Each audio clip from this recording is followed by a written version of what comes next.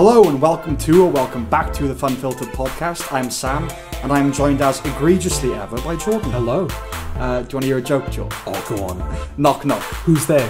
Hello! It's Eddie! Oh, God. Right, coming up. Yeah. I recount my best man experience, which leads to a general nuptial natter. We performance check, and I was fed that term, Dungeons and Dragons Honour Among Thieves. I introduce a sexy new segment to the podcast. And we bid farewell with the farewell bid that is Guardians of the Galaxy Volume 3. Also, taking the opportunity to cut in here, it is I, Jordan, from the time of the editing, not from the time of the podcast recording. And I come to you with a disclaimer. Yes, it wasn't just Eddie that made it back for episode 69. Recording issues made their unwelcome return as well. It wasn't until we finished recording the episode, unfortunately, that we realised that for about a third of the runtime, there was this very low but very intrusive humming on my microphone. Thankfully, I think I was able to mix out this humming for the most part. If you've got a good sound system, you might pick it up every now and again, but I think just at the naked ear, the audio is way better than it was when we recorded it. The unfortunate payoff is that my mix is going to sound slightly different to Sam and Eddie. Thankfully, I don't think this significantly ruins the listening experience of the episodes, which is just as well because it took us weeks to actually wrangle everybody and get them together to do a recording.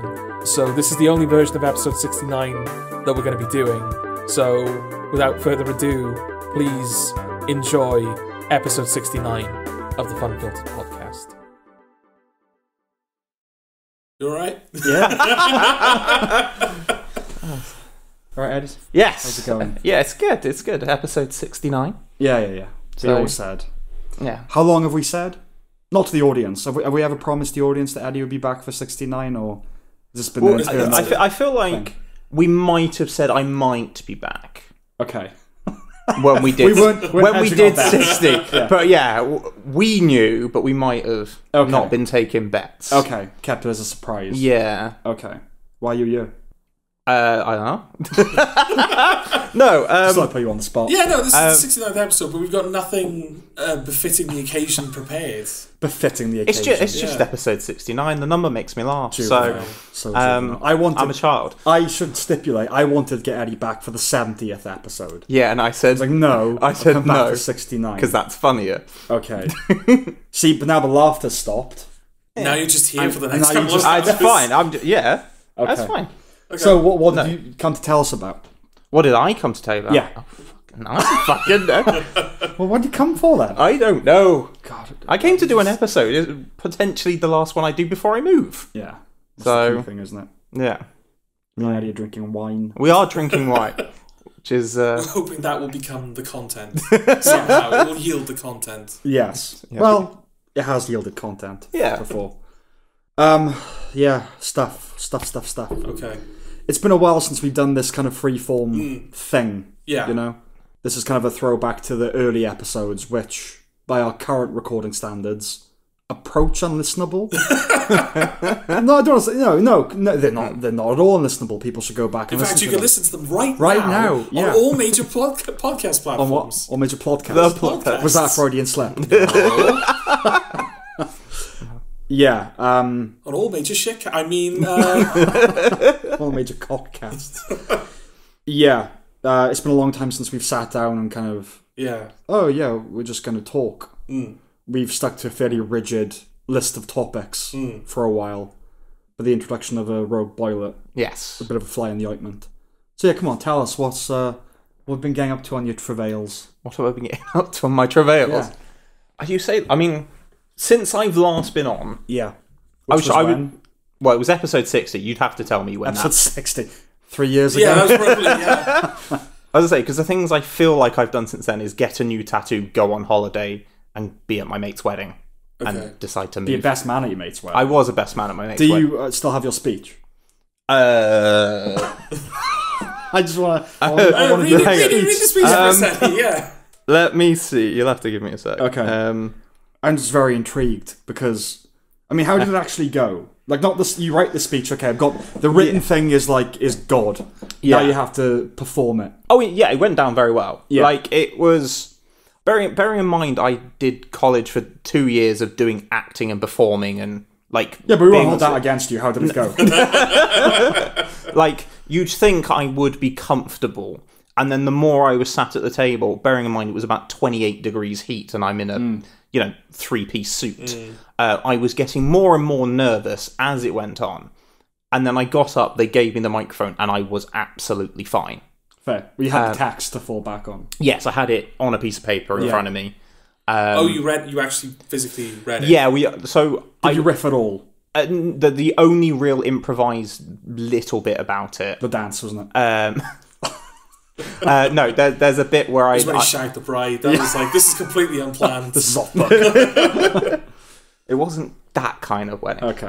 No, it's like a little riff of the fact that my mum refused to give me alcohol at a house party when I was 16, but I hadn't included the, like, how old I was. Okay. And so I said it, and then at the end I kind of just looked down at the paper and went, because I was 16, and that bit got the laugh. I see, okay. So yeah, like, it went well. People laughed at the right points. Did you have it written, or was it bullet points and you knew what you were going to say? No, written. It was written. Okay. Yeah, it was 107 drafts.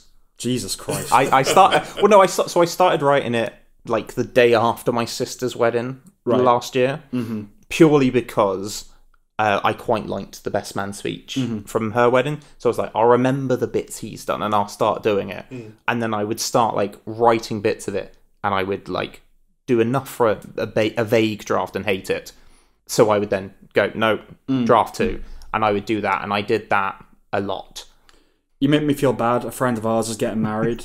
Yeah, this is the thing. And, like, we are hitting that point now. Yeah, where people are getting married. Yeah, and, like, the best man thing is something we have to start genuinely worrying about. And I have to write a best man speech. Yes, and I will You are a better writer than I am, so... I don't know how to respond to that on a podcast, but thank you. So you will be fine. But I know I'm not going to do 100 drafts. No, but... I'd be surprised if there are 2. No, please, I hope you're not. He is listening. No, you'll be fine. Okay, all right, fine. Didn't alienate anybody with you didn't call like the mother-in-law cunt or anything. No. So my mate Jake, who you haven't met, but we know of him. Yeah. He's like the one of us that has the what happens in Kavos story, really. Right. So there's a bit about us being in Kavos, and I make the point that Sean is the sensible one and didn't have that. And I just went, unlike some of us in the room, and looked at him, and he just got varying amounts of death stares. Did you embarrass your friend, as you should be doing with a best man speech? It sounds like you embarrassed the different friend. I embarrassed the other friend a little bit more. Sean is, like, he is the more sensible one of us. So you have to dig for the gold, then. So, no, but it was, like, highlighting different bits of him, like of his character, rather than taking the piss too much. Right. And then taking the piss out of Sean, out of Jake. That's an angle, isn't it, to the speech, where it's like you're trying to embarrass the groom, but he's so damn sensible. Yeah, like, God, dude, this marriage is going to be so sensible.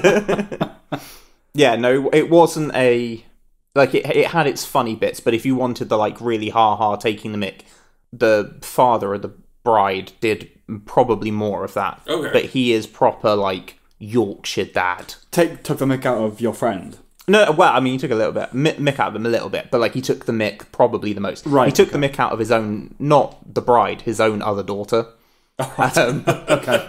Which was quite amusing because he semi-suggested that she was a slut.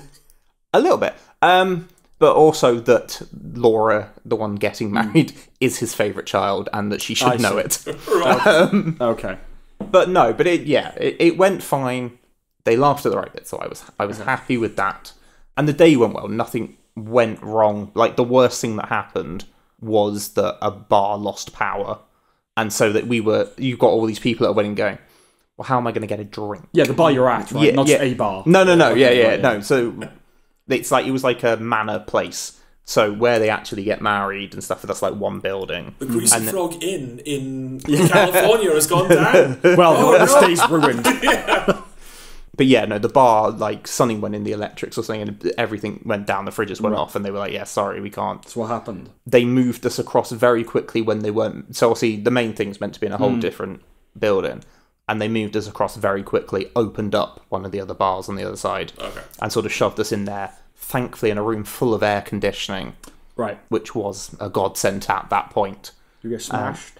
I smashed, not necessarily. It's probably the drunkest I've been other than the stag do and us going out. Okay. Like like the random night out you had. The random night out. The random night out that me. Well, no, you. I mean, you were there. Jacob was there. Oh, barely, mate.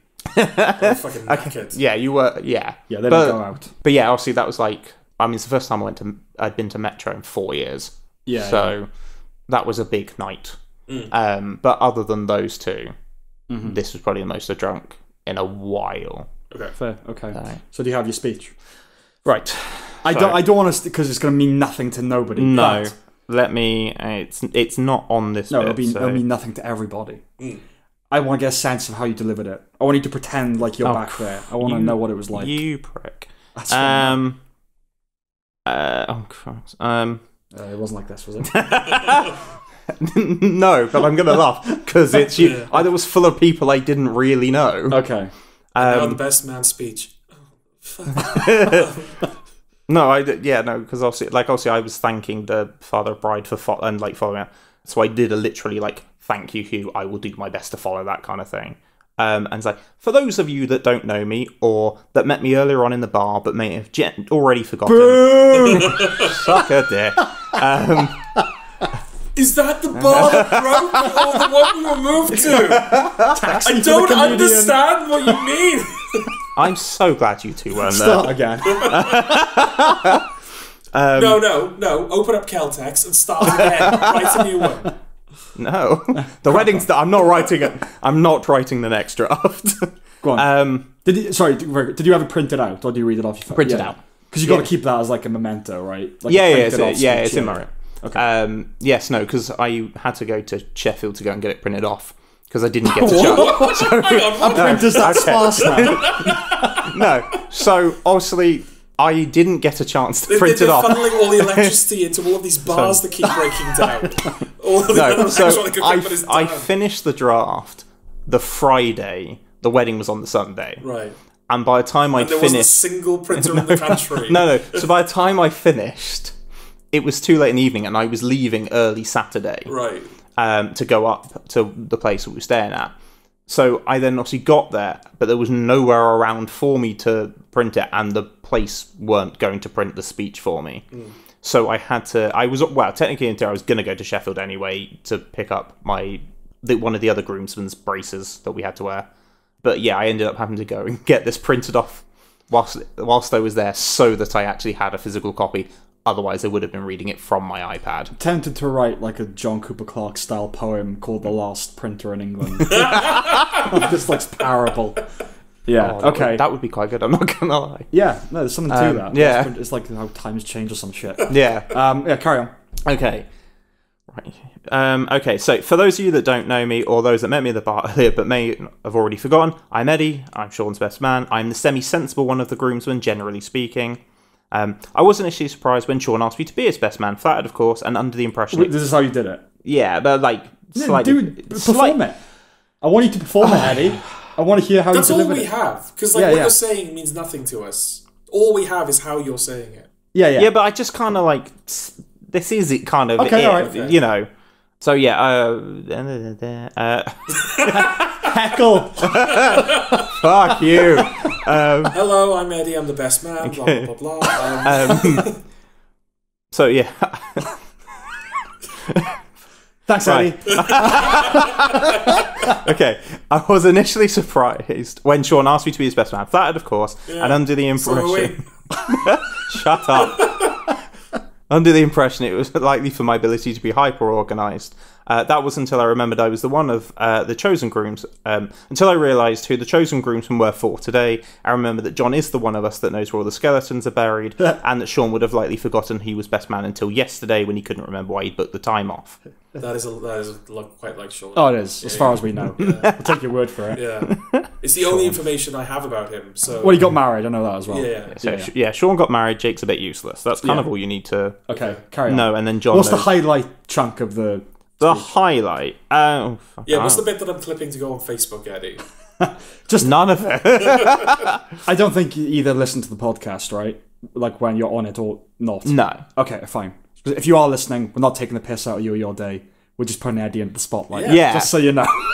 This is your punishment for not being here for 3 years and coming back with nothing to talk about. Well, look, I was expecting a bit of structure. There was structure the last time I came on here. Carry on. Yeah. What's the like the highlight chunk? I don't know is the answer. Like, What got the biggest laugh? What line got the biggest laugh? I mean, it's probably the Kavos bit when I've made the piss out of Jake a little bit, but Okay. which is me. Literally, is just me going. Unlike some in the room, Did you shag a bridesmaid? I did not shag. Oh, what? I did not shag a bridesmaid. The sentence just ended. I did not shag a Not bridesmaid. shag a bride. No. There was no funny business. Oh. No, it's one of it was a wedding speech either. From No, the- shut the fuck up. No, it was one of the. I don't agree with that. That was harsh. No. Like a lot of, well, most of the people there were in relationships, so Right. Okay. you weren't getting any They of all the. are now. I understand. Yeah, no. Yeah. Things we're going over to Belgium, so there's that added like exotica to it. Yeah. There better be. But no, people they'll just all Yeah. be like, oh, I this know. is my boyfriend. We have been dating since we were 5. And it's like, I what know. am I supposed to do with this? I know. What Yeah. would you have done if that wasn't the case, George? Let's be If honest. they hadn't been dating since Yeah, they were yeah. 5. Yeah. Well, when would they have been dating? No, they're not dating. This person you're No, but talking this is to. the problem, is that Yeah, they yeah. all are. But let's say they're not. You meet Yeah. someone who's not. Right. What Yeah. are you going to do? You meet someone that's single. What do you do? Well, it just depends. Are they a man or a woman? a woman that you find attractive. Okay. Yeah, go on. Well, nothing, obviously. Yeah, exactly. Because we are not worthy. But the point is, it's annoying that you can't even, like, oh, it's just, there's just no opportunity. No, I know. No. But that's the thing, like, building up, we're excited for this thing, it's going to be a lovely day and everything. But, like, part of it is that, like, you're entering the unknown, like, ooh, okay. Going over somewhere, foreign, what's the word? What's the talent like? You know? Right? No. Friend, Sample I'll behave myself. But you know what I mean? It's like, a lot of pastries and I'd say such. Yeah. Yeah. Pastries and pussies. I'd say, is it 69, yeah. Go on. do you know if it's like in the centre of like Belgium or It's in Bruges. and, like, but is it like in the city centre or? Oh, I've no idea. Okay. No sense of the geography. Yeah, because it's like the one thing It's obviously 4 months away. We haven't, like, done anything. No.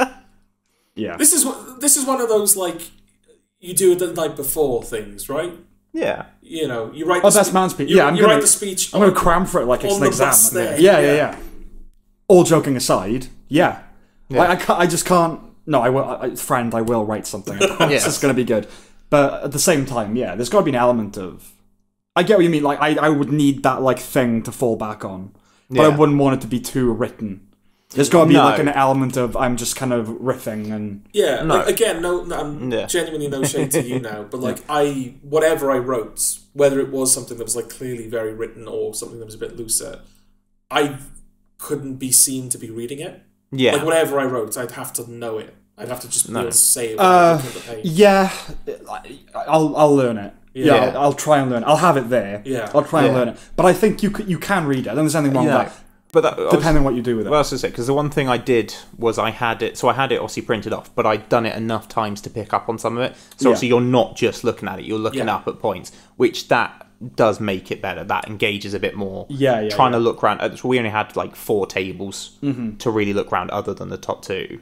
So that sort of worked because you just pitch a little bit on each table, and I thankfully knew someone on each of them. Did you have a microphone? So yes, but it was like a little like. I don't think it was connected to anything. Like a clip-on mic was there that you just held. Kind of, but like Right. it was like it had one of the, I can't think what the thing's called that usually goes around like these kind of mics. Like a dead cat. Yeah, kind of Yeah, had like yeah. one of those just plonked onto like this rectangle Right. that was like obviously plugged in somewhere. Right. But I wouldn't have been able to tell it was on. But obviously you could tell people are louder because That's of the it. thing. It is the wedding week. It's 4 months away. We Yeah. don't know what it's going to look like. Ideally, I would like a microphone with no lead. yeah. I want to be Yeah, able. so I want to be keep given a your microphone and go hands right. Okay, let's get this Yeah. show on the road and just start Yeah. walking. Yeah. Like Yeah, out no, some- because my sister's wedding was no lead. Okay. And that worked. Yeah. It's like the Bill Burr thing, like when he's wearing a suit. He's like, I know what they mean. Like, as a white guy, like I put on a suit, I want to take over some shit. Yeah, exactly. As soon as you got that microphone in your hand, you're like, right, this room is mine. Oh, now. it does. Yeah, like just even doing karaoke in like a big open space, you get given a mic and you're like, okay, I have power now. Yeah. Yeah. Do you know what kind of suit you're wearing or anything like that? Top hats. Okay, That's top hats. I've seen the suit. I don't have the Does language to it describe. have waistcoat or? Can you remember? I don't know. I've seen it, but I don't have the facility to. Yeah. He's not doing groomsmen, so it's literally just Sam is best man. I'm just a guest at the wedding. Oh, okay. Sucker. Oh, okay. No. That's I mean, I'd already, because like we were surprised that it wasn't one of his brothers that was chosen. So I was already like, I'm nowhere near the top of the list for best man. So I was fine with that. But we've seen a couple of things of the potential suits. The venue.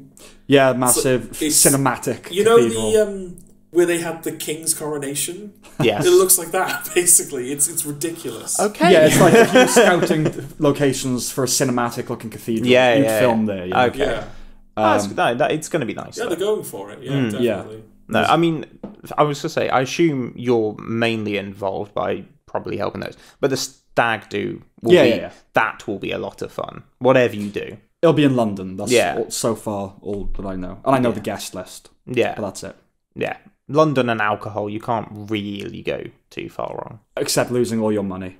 Well, yeah, but that's spending all your money. If you don't spend money on a stag do, of course, that's gone wrong. No, of course, yeah. Anyway, is this of interest to anybody listening? I don't know. I mean we have one listener and it pertains. Yeah, we're doing like uber specialized content. Like this is his episode. Yeah. And then like whoever the next, maybe we could hold a competition. The next subscriber, the next episode is all about them. It's the wonderful irony that on episode 69... unsubscribe and then resubscribe. On episode 69 we end up talking about marriage more than anything else. It is weird though, because it's like it's such a specific ritual that like you all have to go through, like the best man speech and I like it. like I like the stag do and all that. I like you walking into a formally agreed upon thing. I like that. I get you could choose to like break the mold and do your own thing, which I think if I was a bit younger, that temptation would be there to like, fuck the tradition. I'll do something not like that. Oh yeah, like, but you know, just part of you as a man. It's like, right, I'm gonna have the most creative stag. This is gonna be the best thing ever. Yeah.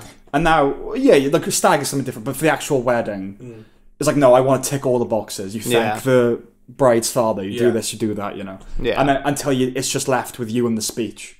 And then you can, play around. Because it really is one of those things where, it's like, it's not something that you ever rehearse or prepare for. No. You can seek advice from people, as we seem to have done from you. I'm sure I'll be coming to you quite a bit. That's fine. Yeah. But it's just like, you don't prepare for it, and one day you just have to do it, and in most cases you only get that one. Like you don't get to have another shot at it. I suppose the closest you do, that's what happens. Yeah. The closest you can come, I suppose, is getting a group of people together that know the groom and do like a cold read and see how they respond. I'm definitely going to do that. There's no way I'm going up there with nobody having seen that. There is a beauty to that. I don't know. Like going up, I don't even show you. Do you know what I mean? What you would have to do, if you're depending on the formula you're following, is write a speech. Yes. Deliver that speech to us, and then as soon as you get the microphone in your hand, you throw away the speech. Yes. And you deliver a completely different speech. Yeah. I don't want to like hoodwink you. That's not like a big game I'm playing. You thought, No, there's something intriguing about showing nobody. Yeah. I might do that. Yeah. But probably won't. But I might do that. That's what these 4 months are going to be now. It's like, oh, should we do that? Yeah. Oh, I don't know. I'm looking forward to it anyway. Okay. Should we just get to a review? Oh, yeah, we can jump to a review if you want. Yeah. Okay. We tasked Eddie with watching the films that we're going to review. Yep. Would you have otherwise watched them? No. Oh, right, okay. No. Really? Okay. No, potentially, like, particularly, so which one are we doing first? We're going to do Dungeons and Dragons first. Okay. Yeah, this I probably wouldn't have got to unless you'd said, yes, watch it. Because although the reviews weren't necessarily, like, bad, my experience of playing Dungeons and Dragons... Oh, yeah, you play it as well, didn't you? Well, no, I played it once. Oh, right, yeah. I played it once, had a seizure, never played it again. Wrote it off. Yeah, I just didn't get into it for some reason. Well, the seizure probably like Yeah, killed the vibe a bit. yeah, a little bit. Do they think you're in character? Yeah. Do you know what? If it wasn't for the Did someone cast shocking grasp on you, and you were like, "Oh, you're really getting into it"? Look at the insidery terms, pair of wankers. Oh, dear. Yes, no, I think they knew me well enough. They'd seen me have them before. Two of the people there. So, Right, okay. He's fine. Yeah. It was just make sure he doesn't fall on the floor. Okay. And that was kind of it. And then Okay. it did KO the entire evening, obviously. Like, and you had some serious Knockout. That's not a Dungeons and Dragons term, is it? It's not. No, okay. Eddie, you're off brand. You're off theme. Boxing and Dungeons and Dragons could not be more diametrically opposed. So, yeah. But like TPK. we had. TPK. What's that? Total bastard? Total party knockout. Oh, okay. Yeah. Oh, TPK, okay. See, TPK the evening. TPK the evening. Yeah. But yeah, like we had people who like they play it like properly and like Yes. it was like a big deal that this was like the start of a Yeah. thing, and then I just rocked up barely giving a shit and had a seizure. It's like, hi. Yes. Haven't spoken to them since. Okay. Jordan's history with the game is, of course, scoffing at it and rolling his eyes at the idea for years and years and years and years, and now is an avid player and buys shit to do with it. Like, what was it? You buy like dice. I was to say, how many sets of dice do you have? Well, one set of dice. Okay. I've bought one set of dice. Okay, I've just got rid of the dice that I talking did have. the other day about you buying something else to do with it. You designed something, or we were in a shop and you were telling me about you. Oh no, that was just like character portraits.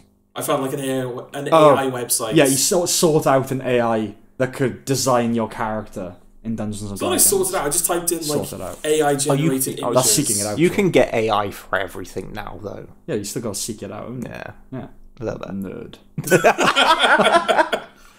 Yeah, no. So that was my thing with it. Was I went to see it with the people that I play it with, and they kind of extended group. Sam, of course, is not. Can you not do that when I'm taking a sip of wine? What happened there was I pictured myself as Homer at the back of the cinema, shouting at you and your friends.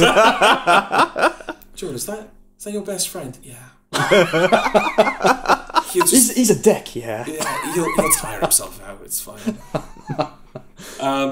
Yeah. So that was because I went to the cinema to see it with people.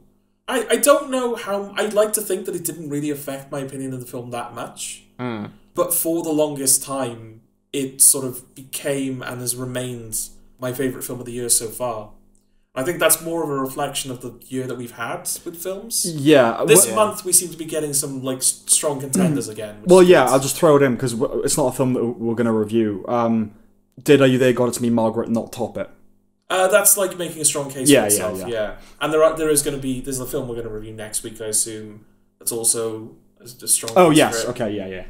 And just this month in general, we've got like Asteroid City, There's stuff coming up soon. I'm Barbie. so hopeful for Asteroid City. Yeah. Do you know what? The reviews are middling. I know. They're like, it's high 60s, 70s. Yeah. Right. It's like French Dispatch, kind of. Yeah, I know. Like, it'll be good. Like, it'll be fine, but it won't be Grand Budapest. But I was really hoping for it because desert.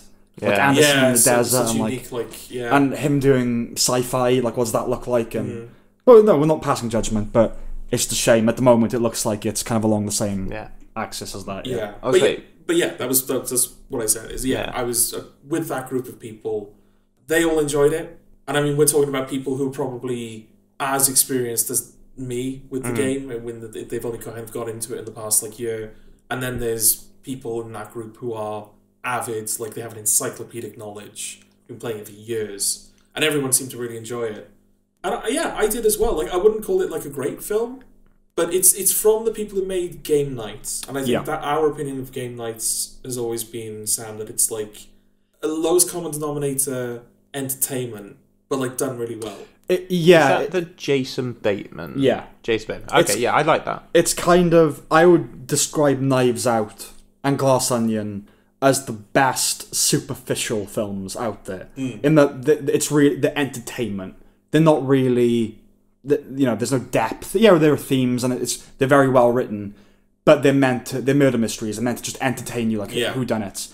Game that isn't on that level, but as far as like broad kind of American comedies go, it's the best of those. It's like the top of those. Yeah. Yeah, so it's the same people that did this. So, like, I had kind of... I mean, I have no interest in Dungeons & Dragons, but I don't think...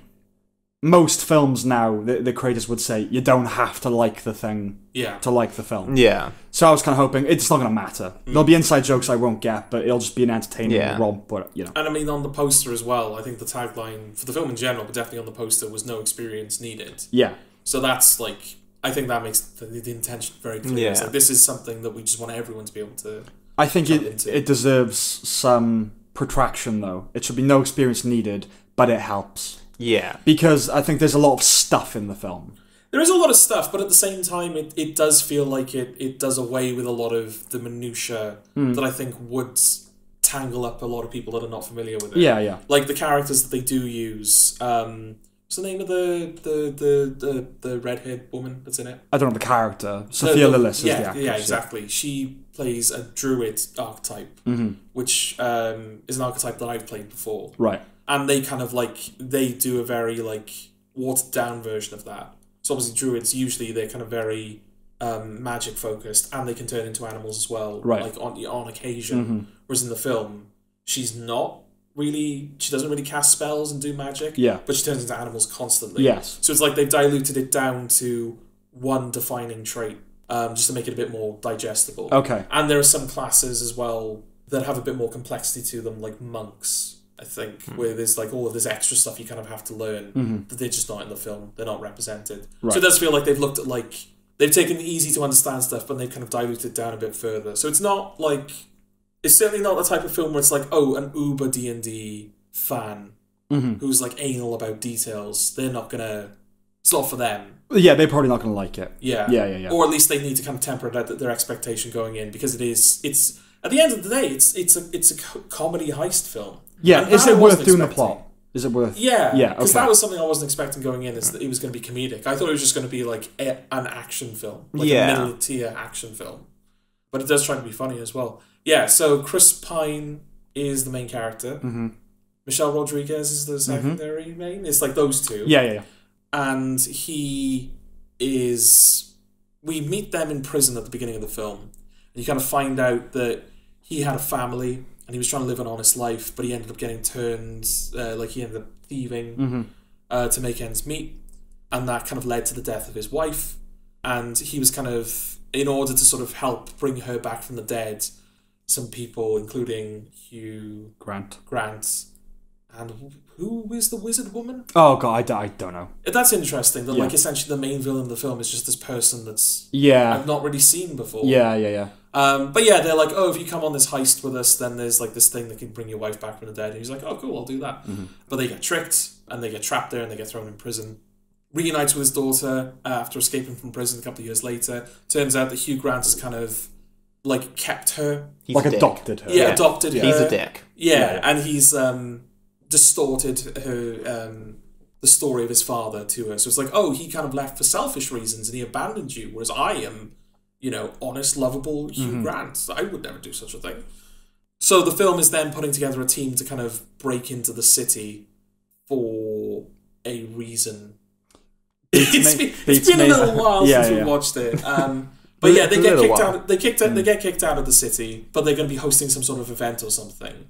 Yeah, they suspect is I don't know. We got enough. Yeah. It's a heist movie. They have to break back into the city. Things go wrong. There's a big evil plan. It's a heist movie with several of the archetypes of D&D, and the film really tries to kind of hone in on the problem-solving aspect of D&D. Yeah, where you're trapped in a situation and you need to use your wits. Yeah, and improvisational skills, which I would say is one of the film's strengths. Again, kind of going in expecting a middling action film. I thought it was just going to be, oh look, here's the destructive spells and kind of the powerful weapons of D&D. It's just going to be that. It's going to be characters throwing explosions and hitting things with swords, and it's not that. There's some actually clever uses of their abilities, when they're kind of robbing the wagon as it's on the move, and they've only got a limited range. Yes, before the portals close, they have to kind of do it all quickly, and it's kind of I can't blame the film. It's not to its detriment, but because that was so transparently what they were doing. That was a bit of a problem for me. It's oh yeah, they're doing the D&D problem-solving thing. It's like being given a math problem. Okay. It's like if the train is moving at blah blah, Yeah. how do you rob it in it? Not that they do that at GCSEs. What did you think, Eddie? Your general opinion of the film? So this is the thing. Because I'd had that like little experience with D&D, which of course, like I don't remember. It was a while ago. Yeah. But my thing, like when I was watching it, I was going, if I was more up to date with it, I feel like I would have got little bits that maybe I was missing out on. Yeah. But like, yes, you didn't necessarily need to like the experience to follow everything going through. Oh, no, of course not. But I think to understand those I would have liked to have understood those little bits. Like my sort of general thing was like, it's fine if I understood it. I think I might have thought it was better. Yeah, there were loads of little bits that I knew that I would understand if I understood. Yeah, the lore. I mean, weirdly, one of my like main sort of things was I want to know if Hugh Grant plays, because I felt like it was an odd thing for him to like be cast in. Like I know, like Chris Pine's definitely played at some point. Like a few years ago, maybe. But I feel like this is weirdly on brand now. For It fits the now, which I also Hugh Grant has gone through a bit of a career renaissance. Yeah, where, like I think he said around Paddington 2 time. Because he did The Gentleman, Gentleman, yeah. And then he's in another Guy Ritchie, isn't he? I think maybe. I'm not sure. I think Florence Foster Jenkins was the watershed film for him. He was BAFTA nominated and Golden Globe nominated, and he's very good in it. And since then, he said, I've only just started to enjoy acting. Yes. So, and what I view it as, this current kind of mode he's in, it's a rebuttal to the Hugh Grant that everyone thinks of as the rom-com, blimey, kind of the 90s Hugh Grant. Now he's having fun playing with the foppish image of himself. So he's playing like goofy posh people. So Paddington 2 is great because he gets to play all the different, because he's the actor in that film, plays all the different roles. The Gentleman, where he's a Cockney journalist, and famously with him, it's the other Guy Ritchie film he's in. He's very similar. Okay. Rudiger. Oh, I know the Statham one. He's in that. I think. And like another rebuttal, him playing a journalist because he's the one with the tabloids targeted him and hacked his phone. Yeah, and so he was like a big thing against journal. So it's kind of he's like answering his earlier career. Yeah, and he's having fun. Like him popping up in Glass Onion, I think is a good little microcosm of what he's doing now. Yeah, that was an amusing but weird cameo. Yeah, and it's interesting. So like he started with the rom-com stuff. And then toward the end of like 2002, 2004 time, it's like about a boy and like some decent. They're not those kind of rom-com films. No. Now he's moved into this area where he's kind of making fun of himself. And I've just heard he's been cast in a new A24 horror movie. Okay, I would say that's interesting. Like he's going back to like, I'm a serious actor in like really good films, So that's going to be interesting. Okay, And I think he's a lead in a new miniseries for like HBO or something like that. Okay, so he's just genuinely enjoying his career then. And he's doing more interesting and more diverse things.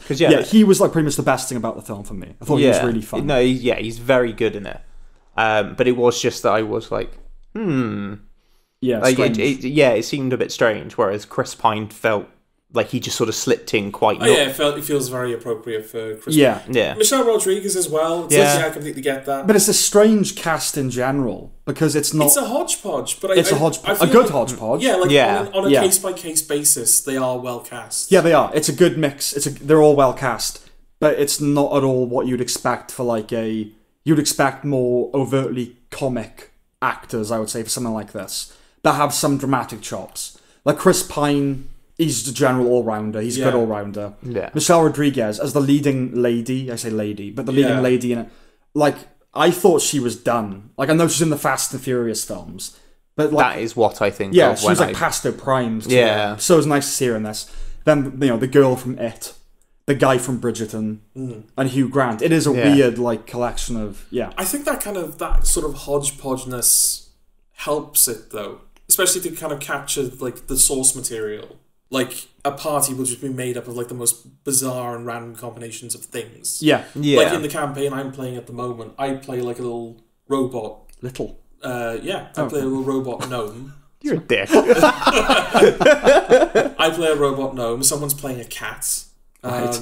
Someone's playing... See, like I'm a gonna get like a Goliath. Okay. Like there's all these different strange combinations of stuff. And I'd say that like their approach to how they depict things kind of feeds into that as well. Because there's some, obviously it's modern action films, there's lots of CGI.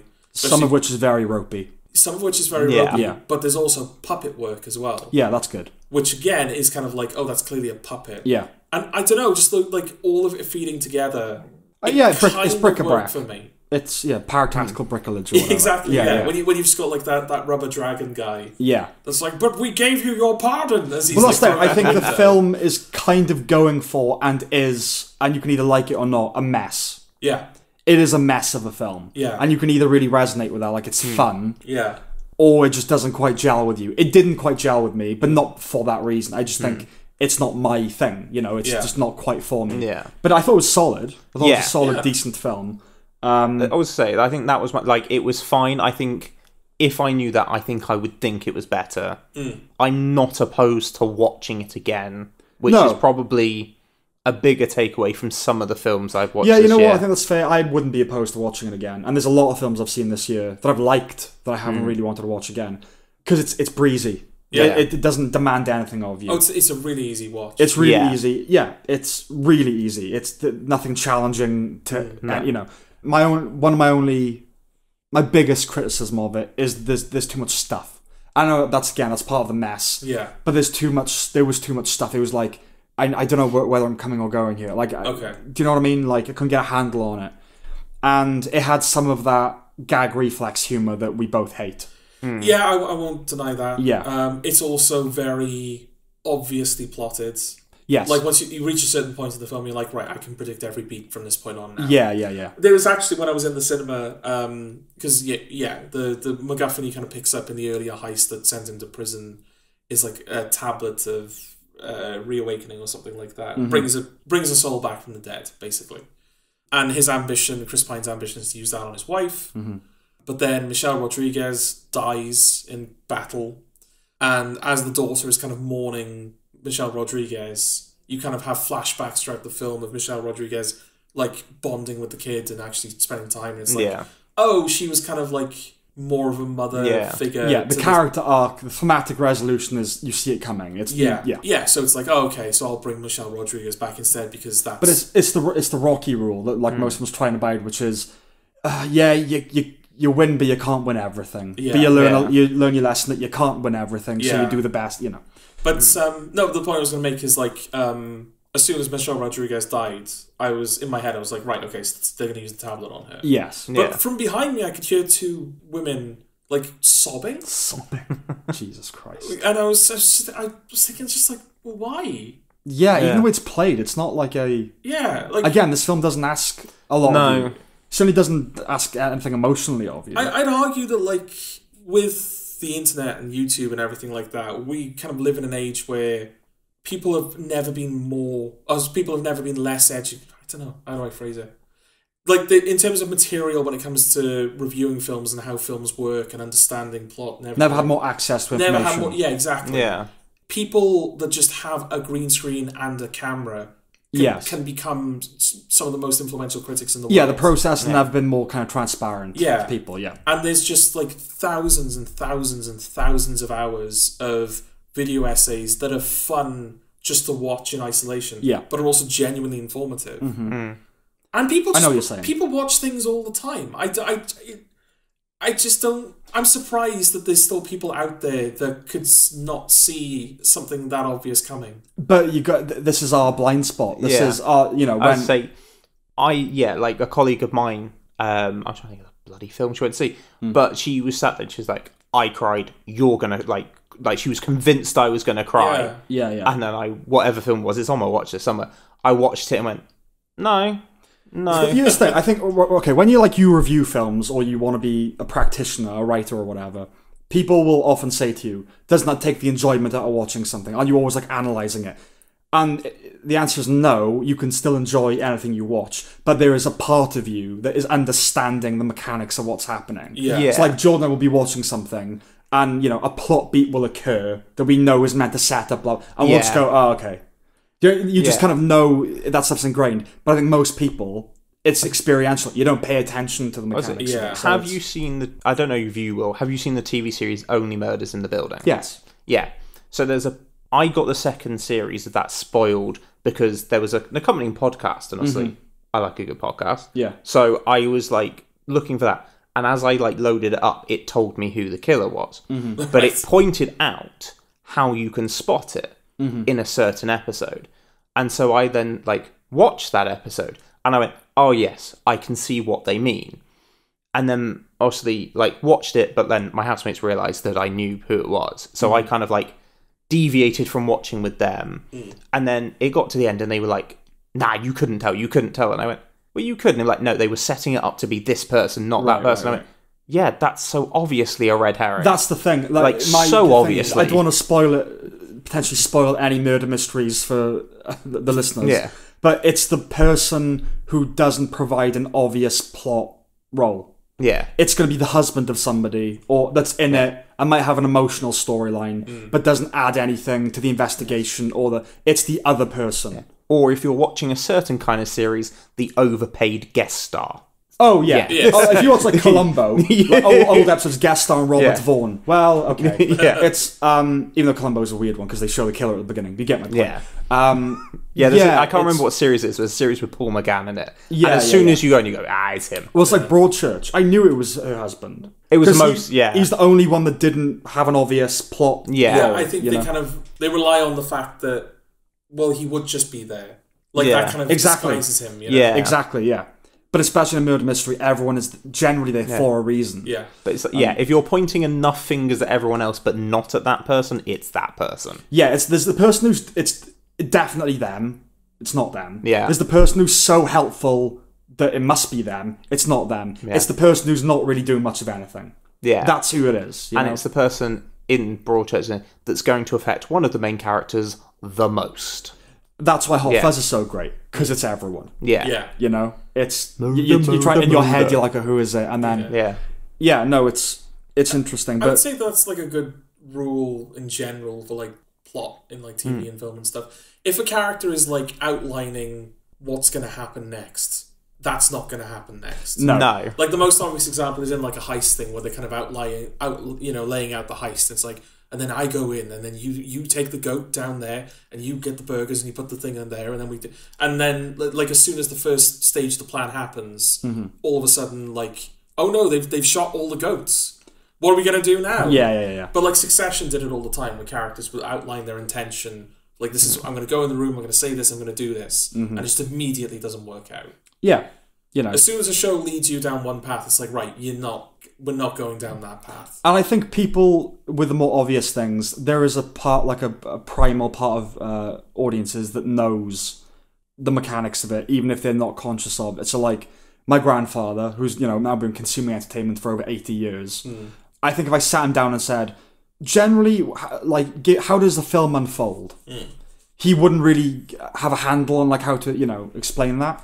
But I'll be watching something with him, and, like, the way something is shot, or a line of dialogue that someone says, he'll know what's coming next, and he'll say it. He'll go, "Oh, that's going to happen now," like, because he's so used to the language of cinema and TV. Well, yeah, that's kind of what I meant. Like, even though you might not be able to articulate it, or even though you might not be aware, like consciously aware of it, how, like, why in that moment? And I don't want to come across as like I'm elitist or like, I know, this person, but like.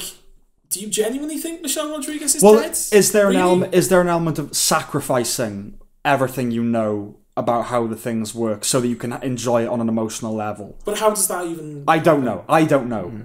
But, like, because maybe that's an element of, like, I need to be able to... total denial. I need to be able... a reality. Yeah, I need to be able to cry when the person dies, even though I know that they're not going to die. Yeah. I don't know. Yeah. I don't know. Especially since, again, like we live in an age, especially in like the world of comedy, where everything gets explained to you anyway. It's all meta comedy, and it's all like, oh, it's a film about people making a film, or like I'm going to tell the joke, but then I'm going to explain the joke to you, and then I'm going to explain what a joke is to you, and then I'm going to open up a joke book and I'm going to show you like on what page I got the joke from, and everything gets handed to you. I think all in a way separate our expectations from the experience in the sense. Look at Infinity War. Did anyone think they were dead and they were gone forever? No. We knew they were coming back. No. But everyone went through that thing of, oh my god, what an ending. The line I always heard was, I don't think they're dead. But there's probably some like 9-year-olds out there that do think they're dead. Oh, for children. I'm happy for those guys. Right, okay. Yeah. But it's like you weren't going to kill off... Like, they just got Spider-Man. Yeah. You're not going to kill off Spider-Man. Yeah, He's a giveaway. You've got Black Panther. You're Black not... Panther and Yeah, you're not going to kill off... If only they had.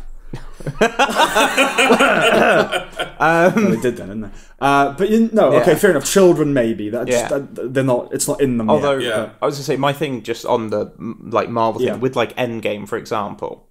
Obviously, you've got the death of Tony Stark. Spoiler if anyone's not seen it in the last 5 years or whenever it came out. But my thing with the way that they've now set up the way the MCU goes, when it comes to like Secret Wars or whatever the ones they've got coming up. I'm just like waiting for him to come back. Like they'll just go and get a past multiverse version of him. It's gonna happen. And and like what was the point? Like people did cry at that in the cinema without a question. So what's the point of it? Like, you completely undo everything. Yeah, I think there is. I completely agree with that. And I think again, not to sound elitist, you have to be a bit more of a learned, if you like, viewer to kind of know when you're being manipulated as well. Yeah. So, like, for example, 24 was what I've been watching that with my grandfather. Yeah. And in season 2, the main character, he's gonna pilot this plane that's got a fucking nuke on it. Of course. It's gonna be flown, it can't be dropped, so he's gonna, like, kill him, kamikaze himself. So he calls his daughter, and they have a big emotional farewell scene. It's sobbing, they bring all the music swells, they ring it out. Now, you know he's not gonna die. Yeah. It's halfway through the season, for one thing. And I think we have that thing as learned viewers. You watch it and you go, you can't do that. That's not on. No. You can't have that emotional, that's cheating, you know? But I don't know if that would like offend the majority of, like, again, I watched with my grandfather. He didn't seem to go, well, what was that about? Yeah. He just kind of like, well, yeah, you know. And it's weird because the reality of that situation, it would be an emotional farewell because they don't know that Jack Bauer's not going to die. Yeah. But we do. And that's a fine line that you've got to navigate, I think. Maybe Sherlock Holmes reading those. Yeah. Probably slightly ruined that because obviously he comes back from the dead even in the books and stuff like that. So it's like, even that sort of, you get used to the idea that someone dead's not necessarily dead. Well, Marvel is just, they've completely ruined any sense of anything meaning anything because they just undo it, redo it. Oh, yeah, I mean, multiverse it. You can't tell me that people didn't cry at No Way Home when the other Spider-Men showed up. And, overall with emotion, like, oh my god. Like, yeah, ridiculous. But it's just, that's, I mean, we talked hour and a half, our No Way Home review was, so I'm sure we covered it in some capacity. But, like, that was bizarre because it's got nothing to do with anything Marvel have done. It's just, it's recognition for somebody else's hard work and, like, interpretation of those characters. Yeah. Because, like, I remember going to see No Way Home with my sister, and I kind of realised, like, as the films, like, as those things were happening, I'm going to have to, like, explain everything to her. I'm going to have to be like, so that's Alfred Molina. He plays Dr. Octopus. Yeah. We like him. Yeah. He's a tragic guy. He does this. He does. That's Tobey Maguire. He's this Spider-Man from these films. But that's the thing. You shouldn't have to do that. No. You know, like films that came out. Well, she was born when the first Spider-Man, Tobey Maguire Spider-Man, came out. So that, like, this film was relying on stuff that spanned her entire life. And it's just bizarre. Like, it's so... Yeah, that's the thing with anything with sci-fi and you have to set up rules that you don't break. Or if you do break them, you do it once. And it's for a very important reason. Doctor Who, same problem. I don't know what the fucking rules are. That's why I like... Neither do they. No, exactly. When Lost does time travel, they very clearly set out... There's an episode called Dead is Dead. Like, you can't undo... Like, no, we're not going to fuck you about with the characters that have died. Yeah. You had that emotional experience, they're dead, like, that's that. Yeah, no. So at the risk of getting into it, Jord, you can have robots in Dungeons and Dragons. I was just like, there were no robots in the one that I did. It's swords and sandals, what's this robot bullshit? It's another genre. There's like it's robots and cats. Like, cats I can live with. Yeah, no, but like together. Like, yes. Yeah, I think I'm Are there any like, robot cats? I'm like pushing it with the robot, I think. Yeah, you are. Yeah. It's an I'm annoyed. It's an officially recognised thing, but it's like I think there's like a specific D&D campaign that's set in space, and that's where the robots come from. A dungeon in space, is it? No, like I'm just thinking more a dragon in space. Everyone. That's what Dungeons and Dragons. Everyone pictures a dragon. I think dungeon. No, the main thing. What does that say about you? Well, I just think like because everyone's forgetting the dungeon bit. It's like, oh yeah, that's the dragons, bit you do dungeon. most. I know you just hang out in dungeons and stuff. Yeah, you really like. You You maybe say- see one dragon. You say dragon, and I do think of the one from Shrek. That is, Dungeons and that Dragons. is the first dragon I think of when Yeah. I think of the one. Yeah, same actually. Dungeons and Dragons could be the autobiography for Ian Watkins, couldn't it? Oh, God. oh. Another callback to the first episode. So yeah, bringing it back to the review, that gag reflex humour, the really irksome line that pushed it over the edge for me was, I think one of them was explaining, oh, we need 3 cups of fucking butter.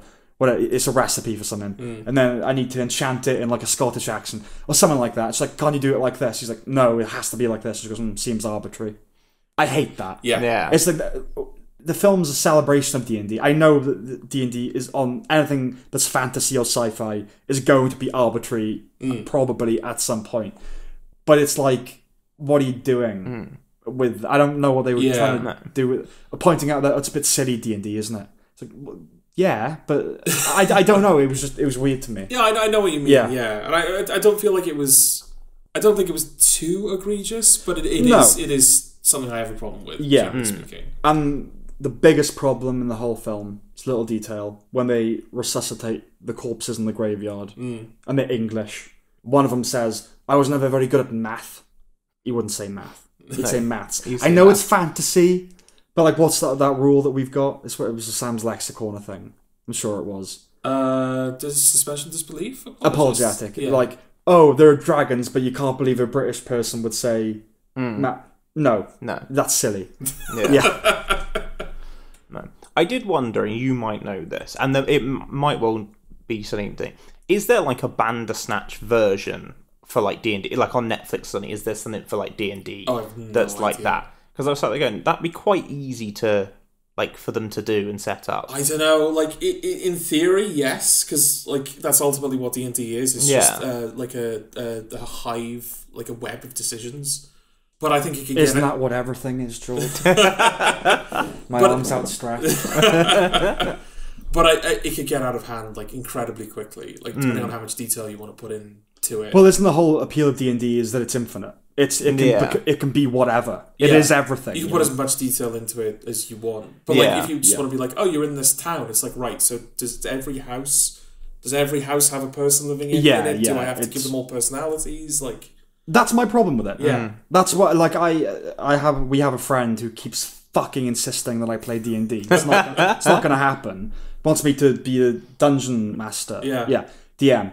Oh, you're creative. Like, but the thing is, I can't half-arse it. No. So if I did D&D... You'd write a good campaign. Well, thank you. But I would have to populate this, like, who the bricklayer, like, how houses get built. Like, I would have to understand it because I'm that, like, anal retentive. Yeah. And I just think, genuinely, it sounds like a Get Out. If I'm going to put that much effort into something, I'll write a script. Yeah. Like, I won't just, like, waste it on a D&D thing. And I don't disparage it. It does seem, I've kind of half played it. It does seem like fun. I do dick around with Jordan about, because he's betrayed himself. Yes. But, like, no. Betrayed myself or, like, opened myself up to something? You almost Game of Thrones, so just don't start but that's that not shit good. with me, okay? No, it is, just until the end. No, because you were telling me that, like, people who used to really love it are saying it's bad now. I was highlighting those people as examples of cretins. Well, you should have told me that before I brought it up in a public forum. No, people, the people who, because they didn't like the ending, will say, "God, that show was shit." I'm making the point of the ending. No, it's the show is not shit. No, I do find it harder to re-watch. Like, no, it is. That's the problem. Because I know how it ends. When you have a bad ending, it can soil the entire experience. But I don't think it's fair to turn around and say, "Oh, the whole thing was shit." No, I think you can't say that like about a friend. So if like a friend, I don't know, betrays you, you can go, "Oh, I guess you were never a friend." That's fair because they were always capable of doing that. But with like a piece of art or whatever, You can't go, like, an album, I fucking love that album, then they release the second one and it's shit, and you go, oh, the first one, I guess it was crap. Yeah. No, that's just not fair. No. Like, what do you want from us? No. For fuck's sake. Well, I made the thing with Dune. Like, yeah. That film is very, very good. But I was like, I do feel like I would think it was better if part 2 is very good. But it's still very good even if part 2 isn't. Well, as a bit of a teaser for our next episode, we're going to be doing Spider-Man Across the Spider-Verse. Yeah. And I would say the same about that. It will be improved greatly if the second one is good. Yeah. Yeah. I don't know if it would ruin the first one if the second one is bad, but it would certainly be bittersweet watching that first one, knowing what's to come. If the second as in the Beyond the Spider-Verse, part one, part one, because it doesn't really. I don't want to like to review it now, but it doesn't really function as a standalone film. No, it has an ending. It's heavily dependent on its sequel, unfortunately. Because I would say that's like one of the strengths of Infinity War is that, like, yes, okay, a bunch of heroes die, and it's like, well, they're obviously going to bring them back, and I want to see how. But Infinity War does end. It does have an ending. Thanos sitting triumphantly on that hill is an ending. Yes. He is the main character of that film, and he succeeds. Like, you could watch Infinity War as an isolated unit. Yeah. I don't know, because can you say it's an ending when the actual ending is the entire contrary result? I know what you're saying, but, like, again, like, taking that thing of, like, Thanos is the main character of Infinity War. His goal is to wipe out half the universe. He does. Yeah. Do you know what? I suppose I know what you mean. I know what you mean. I suppose we can only really judge it on a film that doesn't know it's getting a sequel. So, like, everyone knew Endgame was coming. Yeah. Like, you need to, like, something that has an ending, and then maybe the next film it's a real ending, and you go, oh, okay, can I still watch the first one? You know, we'd have to really think about that, because it's rare that something's made and then the sequel's made that has the complete opposite result. That's very rare. Anyway, do I have anything else to say about it? Is Dungeons and Dragons getting a sequel, or was that a standalone? I have no idea. I have a feeling that if one hasn't already been commissioned, it's being talked about. Okay. That was my thing, as I was like, because I felt like that tied itself off well enough. Yeah, that could be it. And that could be it, but I didn't know if it was like there'll be another film, but it will be like a different story, different characters. There's so much you could do. The nature of D&D is it could be a completely different time period, different characters, races. It could be anything. Yeah, you know? yeah. So long as it kind of uses the foundational, like, the lore and the locations. And they can do it. Somehow still has Hugh Grant in it. Somehow, yeah. He's the one consistent element. Yeah. I'd be fair well, there's a spin-off TV series. Okay, that's happening. Well, TV makes sense for D&D. And they're talking about a sequel. Okay. Is that it? Yeah. Yeah, I recommend it. I don't know if I recommend it. Let me rewatch it and I'll get back to you. Okay. I don't know. I suppose it won't hurt. Yeah. That's why it won't hurt. Like, it's not a bad thing. So it's not like, if you're not into it, you might not. It might not be your cup of tea, but you won't have wasted your time. I don't think. No, it's a couple of hours long. Exactly. It doesn't test your patience or anything. So yeah, sure, I'd recommend it. Yeah. Okay. Yeah. Right. Should we do the next review? Oh, before we go into the next review, let's have some more wine. You're right. Go on. Go on. Then.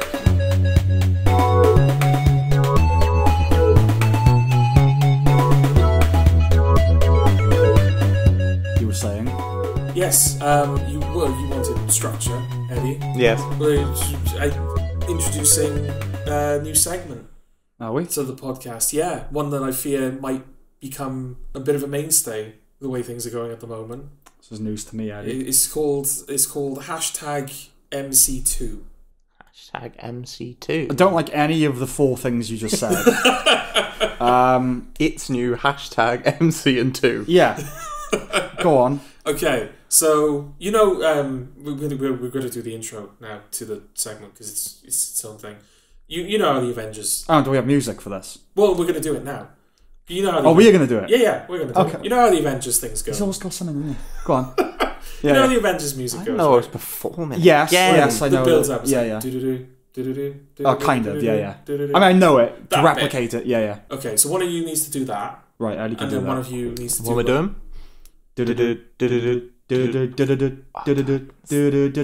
Sure. Not quite. I don't know what it is. That's the thing. Well, when you do that bit, or do you need to not? No, do I that need bit? to be Right. available to do the lyrics. Okay, mine's not going to sound like that. Okay, as long as you're like roughly there.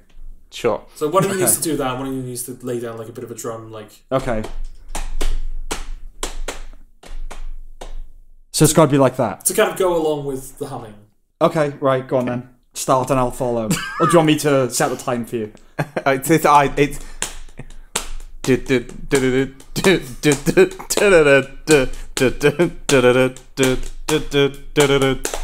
Rape me. Okay. That threw us, didn't it? Well, I was not expecting that. would you At take all. 2 of that? Or? No, they get the idea. Okay. Oh dear. Okay. So we kind of like alluded to in our Creed 3 review, Jonathan Major's in a bit of trouble at the moment. Kang Oh, I see.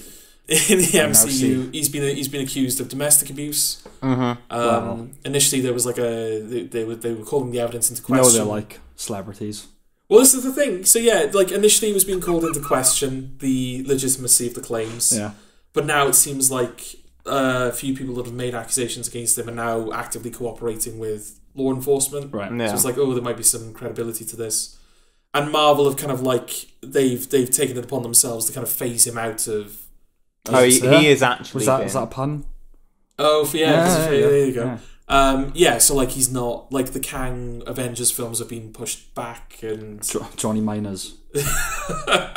No, I'm not saying you fuck kids or anything. Go on. Johnny Miners. Yeah, Miners. Yeah, go on. Because he's major. Yeah. Okay. I'm just checking. If He got there. I got there, yeah. Okay. Yeah, and they've there's certain films he was cameoing, and now those cameos have been taken out. And they've been releasing articles as well saying, oh, like actually, Jonathan Majors was like never that it was never our plan. No. To focus the MCU around him for the next like 20 years. That was just on the strength of his performance. Retconning. Yeah. So it's like obviously that was their way of going, oh, the MCU will be okay because this was never the plan anyways. We're just going back to what we were doing before. But I feel like in a way it's almost worse because they're kind of like saying, oh, based purely on him. Like he made us invest in him as a person. Yeah. Like as a celebrity. We changed all our plans because of this like potential like wife beater. Yeah. Which comes across a bit worse. So that's kind of happening. And now another MCU star is in trouble. Oh. Who? I was going to make What's Ruffalo doing? I was going to... No, it can't be Ruffalo. No, it's not Mark Ruffalo. If it's Ruffalo, I would. It's not Mark He's a Ruffalo. prick, but a different kind of prick. Yeah. I was going to make you guess, but I realised like in the car down, you actually said like you haven't seen the film that he's in. Or guess an actor in the MCU. Guess an actor. Is it an actor in Ant-Man? Oh, not really. Who is it? I don't know the name of the actor, but he plays Namor. Oh, it's like Tenoch Huerta or something like that. It's Something like Tenoch. Yeah. Yeah, he's the main villain of Wakanda 2, Black Panther 2. Yeah, He plays no, Namor. Yeah. I have not seen that. Okay. Now it turns out that he's like sexually abusing women, or he's been accused of sexually abusing women. You know, they're like And so celebrities. now MCU are like, oh, I guess Namor's like not coming back anymore. You know? Underground's not underwater. Underground, yeah. So yeah, I think No, it leads nicely into the terms of thing. I think we should put a bit more production into the intro song. No, I'm happy with how it went. We have to do that every time though. But okay. No, I was gonna just it ties in nicely because obviously, so the next film is Guardians of the Galaxy Volume 3. Yes. And in that you've got the high. Being all hosty. Oh, shut up! No, I'm praising you. You doing a podcast at that point. No, so in that you've got the high evolutionary. I think Yes, so. Yeah. yeah. So there was comment on the idea that the high evolutionary could be a Kang variant. Yeah. And they could use the high evolutionary and make that Kang instead. That's the thing, like, even though whichever film it was, and maybe Ant-Man, like, the post-credit scene was, look at the millions of Jonathan Majors, look at all the Kangs. Yeah. Now, all of a sudden, it's going to be like, oh, none of these Kangs look like Kangs. We live in a day and age where post-credit scenes can be, like, just disappeared. But it's also beyond the narrative of the in-universe stuff, the narrative of life and the narrative of celebrity. Jonathan Majors is an up-and-coming actor who's like had a really good start, you know, Yeah. critically acclaimed indies, then a big HBO show that he was leading. Now he's a Marvel villain. We know the narrative of existence, that they're planning things for him. Yes. It's not gonna be he pops up and then he goes away. We're not fucking idiots. Yeah, yeah. No. You know. But yeah. So what they're thinking this high evolutionary could be. But it was like an idea of that's how you could get around it. So obviously, I mean, we'll see. But Yeah, we'll see. I thought that was because it ties in. The performance was very well received. yeah.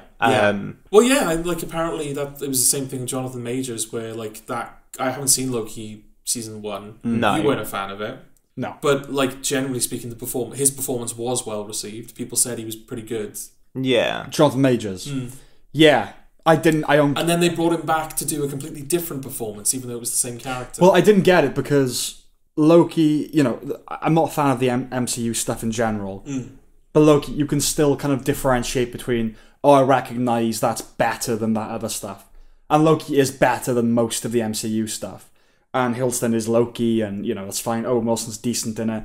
But Jonathan Majors, I thought, not only is it not my cup of tea, I thought it was objectively bad. I thought it was embarrassing. Like, he's meant to be kind of jokery, cartoonish villain. And it came across as so wrong. And I just, I didn't get it at all. No. Well, now it might not be. So. No, it might not be, yeah. Another little tie-in as well is obviously James Gunn was cancelled and kicked out of the MCU, and then brought back. And then brought back, yeah. Do you think that? I mean, it will depend on the outcome of their respective trials or investigations. Like if Jonathan Majors is found to be domestic abuser, if Namor is sexually, they're not coming back. No, I think they'd be done. But like, even if it comes out that even if it kind of goes in the Johnny Depp direction, where it's like, oh yeah, it turns out that these women are not like, yeah, this isn't a thing that happened. Do you think they would bring them back in, or? I think you'd have to have It's something you'd have to have enough want for them back. You need a media victory. Yeah, that's all that matters. Johnny Depp, we'll never know what happened. No. It seemed like, well, we know she lied about a fuckload of things. Yeah. She came across as insane. Yeah. And he came across as a bit defeated and a bit jaded, and like he'd said some horrible shit about her, whatever. But he won that. Yeah. From a PR perspective. Yes. That's why he's allowed back. He hasn't been proven innocent. No. And I genuinely... She's back as well, though. Is she? That's the horrible... Yeah, she's in Aquaman 2 again. Are they going to decide what's happening with that or what? Well, apparently... Because there were articles saying, like, oh, she's definitely gone now. She's cut out completely. But no, she's back in. Right. But, like, I think it's, like, she's not in it much, but she's important to it or something. Okay. I think it's slightly different because she was the victim, quote unquote, that may not have been the victim, and people don't like her. But that's different than being... She won one trial, he won one trial. Yeah. Realistically, they were probably as bad as each other. I don't know. You don't know what happened to the marriage. My impression is that she was worse. Yeah. That's my impression. Yeah. You know? But who knows? That's the thing of it. But this is my question, is where do you draw the line? Celebrities, how much do we care about their private lives? I know this is like crime. Yeah. And if they go, they should go to jail for it if they're guilty of it. Yes. But where do you draw the line? I'm actually asking that question. Should we care if it turns out that Jonathan Majors is a bit of a shit in his personal life? Do we care about that? If he's a good actor and he's doing what we want him to do. Does that just come back down to your relationship with the art versus the artist? Yeah. Like, is it just like on a point-by-point basis? Yes, but I think what differentiates this from the conversations we've had before is it's always been in hindsight. Can we still listen to Lost Prophets now knowing that Ian Watkins did what he did? What about the opposite? What about going forward? I now know that Kevin Spacey's whatever he is. Can I still watch... If he makes new films, do I go and watch them? I think that's the question. Yeah. I don't know.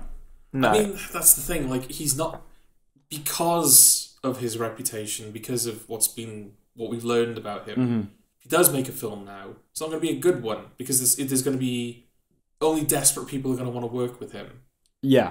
They're not going to be blockbusters. They're not going to be high-quality dramas. They're going to be... Yeah, it's unlikely. Straight to DVD geezer teasers where he's in like half he's in one room for half the film. But I feel like it's kind of... So it's kind of easy to avoid that part of his career. But it's a bit like Vic Mackey in The Shield, which is like he should go to prison, but he doesn't. And it's okay, like, he beat the system, right? It's not like they can get him now. Like, and people would have to work with him, but no one's going to. Yeah. And I feel like the same way about act. If what Kevin Spacey, did is true, he should be in jail. So I don't know why I have to even like think about do I go see a film? Do you know what I mean? It's like it should be a bit more, because I don't know whether it's a case of statute of limitations or the allegations haven't been proven. I don't know what it is with him. Yeah. But if they do the shit that's said of them, I shouldn't really have to think about whether I support the career because they should be in prison. Well, I mean, the best example I can sort of think of is Louis C.K. with the fact that obviously he had the thing. He's come back. Yes, I was quite happy. Like I was quite happy. Well, as far as I was concerned, he never did a thing wrong. Yeah, it's a very different. Yeah. He essentially had a tug over the phone talking to people. Well, and he got his dick out in front of people that he asked first. Yeah, because the thing is that it's not a legal thing. It's the power discussion. That's what they always bring it to. Is like, oh, but he had the powers. Like, well, how do you negotiate that? If you are a producer. I don't know. They actually deal with this in succession, right? In the first season, Kendall, kind of like the main character, billionaire, is kind of heir to this massive company. They're a news company, and he fancies one of the anchors. I think she's an anchor on their channel, and he's like, "Oh, I really like her. I think I'll ask her for a date." So it's kind of set up, and he goes, and she basically implies and outright says, "I was told to come and make sure you had a good time." He's like, "Oh, I'm not that guy. Like, I want to go on a date with you." But what happens if you're Elon Musk? Can you date anyone? I mean, do you know what I mean? It's like it seems so. It's like I know, like he's not dating an employee, but if you're talking about power, it's the wrong lens to view those things through. You're like, are people not allowed to like fall in love at work? I know that's a whole separate discussion. Yeah, but I don't know. I personally think the answer to your question is I don't know. Yeah, it's grey, right? But I think if they do something illegal, they should be in jail. That should be uncontroversial. If they're just shit in their personal lives and they're not doing anything illegal, we shouldn't really have any reason to get rid of them. No, that's the thing. They, as far as I know, I could be wrong. Yeah, they're under investigation, but they're not under arrest. Yeah. So should we be in a position where they're being completely erased from their... No, out compending. Yeah. But that's just not how culture and society work. No. But it does sometimes, which is the baffling thing. Because like everyone thought Amber Heard was done until all of a sudden she kind of isn't. Ezra Miller, like he's kind of back. He's kind of back, but he was in jail while they were filming The Flash. Yeah. And now he's like lead star in one of the biggest blockbusters in the world. And it's like, what? There's no consistency. No. Yeah. I agree. No. So Guardians 3. Yes. Yeah, anyway, so that's the tangent of tangents. And that is the first installment in #MCTOO. Well, it yielded results. Yeah, Guardians of the Galaxy Volume 3. Yes. The 184th film in the Marvel Cinematic Universe. 85th, my mistake. Yeah. 185th. Ew. No, we're joking. Okay, I was going to say... No, but you said that and I said, I've seen some of these. They're more than I... 20, yeah. Is there more than I thought? The thing is, I made that joke fact before is you wouldn't even know. When we did Ant-Man. And much like that, I have to say that, like, that was a joke now. But one day that will be true. There will be a 185th film.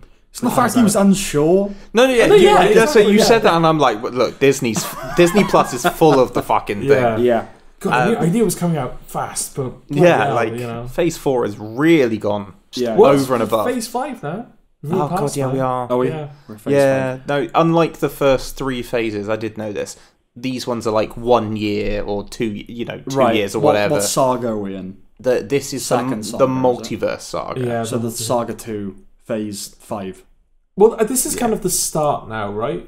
Wasn't Phase 4 kind of like an epilogue recovery period from the Infinity Saga? It's classified under the multiverse saga as like the opening act, and then you've got 5 and 6. What's included in 4 and what's included in 5? Ant-Man was the first in Phase 5. So everything between Far From Home and Quantumania is Phase 4.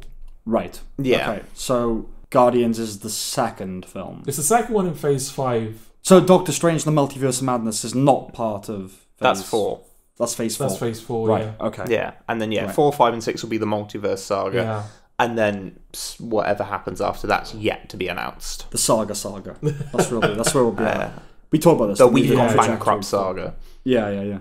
But yeah, so yeah, this is the second installment in Phase 5. I'd argue that this would have been better as the first. Because I don't know whether it's the tone of this film or just like what this film is doing in particular, but this feels like a bigger shift in the paradigm than Quantumania was. Yeah. Like Quantumania just felt like, oh, it's another Marvel film. Yeah. Whereas this one, I mean, it's James Gunn, so it's going to have a bit more personality. Mm-hmm. But just like, it's Guardians of the Galaxy. I mean, again, this is kind of a thing I said during the Ant-Man review. One of my problems with that is it was a completely generic Marvel film. And I thought the point of keeping the franchises separate was that they have their own dedicated expectations. I go to an Ant-Man film because I want a fun heist movie. Yes. Not just this sludge nonsense you're throwing at me. And the Guardians, they're kind of, typically it's like a goofy space opera. And there are parts of it, that are goofy space opera. But it is not a goofy space opera. And then there are parts that are very not a goofy space opera. So yeah, that kind of like, oh, this is kind of becoming something else now. Do you remember the plot? I mean, I can give you a vague... Okay, let's you do do the plot. Eddie might have A vague overview is Guardians post-Thor. I can't remember. They're in the Nowhere, I think it's called. Yes. Yeah, they have their own little like base of operations now, don't they? And Adam Warlock is sent to essentially take out the Guardians or to get Rocket. Which is a big deal? Yeah. Okay. Yeah. And then, Rocket gets injured. They can't save him because he's got this, like, kill switch in him. And so they then go on a sort of adventure mission so that they can then... Track down his creator. Yeah, track down his creator. Deactivate the kill switch and actually save his life. It's kind of all you need to know, I suppose. Yeah, that's it. Yeah. Yeah, okay. So, like the others, it's colourful. It's quirky. Yes, it's definitely that. First one where they're not wearing their usual... Yes. Like they've got Regalia. matching outfits now. Yeah. It's self-consciously cool, pairing distinctive imagery with 80s songs, as it's always done. Yeah. Yeah, the first Guardians revitalised the trend, so maybe it's unfair to criticise how stale it is now. Yes. But it does whiff of formula now. It's I can do that. Yeah. Epic shot of them leaving the shuttle in their Power Ranger suits with some Toto. Yes. Like, like that's... Although that's it's also because you've got them in the 5 sort of colourful outfits. Yeah. And so James Gunn said it's a homage to 2001. Right, okay. But obviously we live in a day and age where things like Among Us exist. And so everyone thinks that that's what it's for. Right. Oh, right. And then he was like, no, 2001. Yeah, and just obviously people don't get it.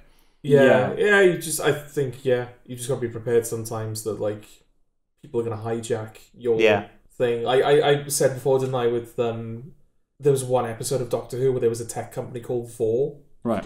And I was like, you don't know what Vor is, do you? Because otherwise you wouldn't have called the tech company. I don't know what Vor is. It's porn where people like eating other people. Ew. What, literally eating them? No, but like drawn stuff. It's like community created content depicting people eating other people, and it's like a fetish. As in cannibalism. Yeah. Okay, again, ew. Yeah. Vor. Vor. What's that stand? What is that? VORE. The company was called VOR. Yeah. But what is VORE? I don't know, like... It's an acronym. I don't know the minutiae of it. Okay. But I know that, like... Because when that episode came out, people were like, Vor, really? And I was like, okay, I'll look into this. And yeah. So it's like a fetishistic, like... Let's see, in my head I'm just hearing like carnivore and... That's what... Yeah, right. that's what it is, actually. Yeah. Oh, nice, yeah, okay. But you can be a herbivore. That doesn't make sense. So hang on, Vor, it's drawn fetish porn. Of people eating each other. People eating each other. Say drawn as in it's like cartoons. Yeah.